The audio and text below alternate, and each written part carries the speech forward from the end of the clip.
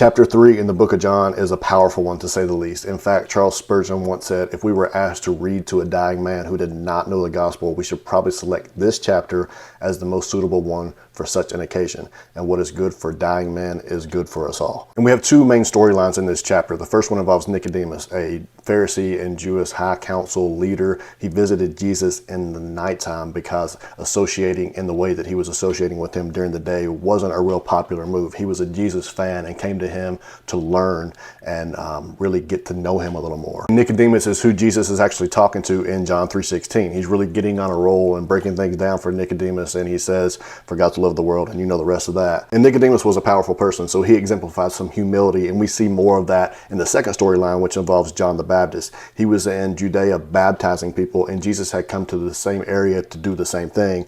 And one of the disciples of John the Baptist got a little offended, and he was like, hey, look at this guy, he's taking all of our people. But John the Baptist already really understood John 3:16, and he said it in his own way in verses 34 through 36. For he is sent by God, he speaks God's words, for God gives him the Spirit without limit.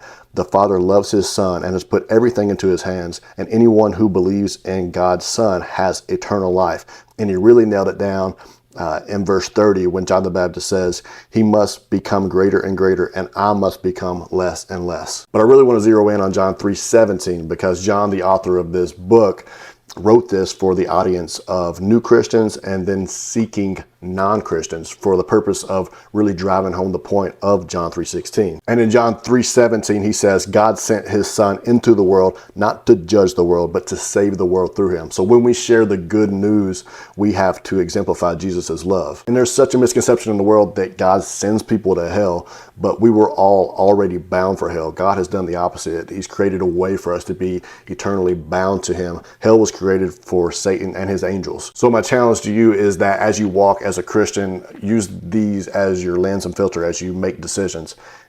Does this really exemplify the love of Jesus? And simply put, what would Jesus do? We're not told to spread a message of condemnation, but rather the good news of his love.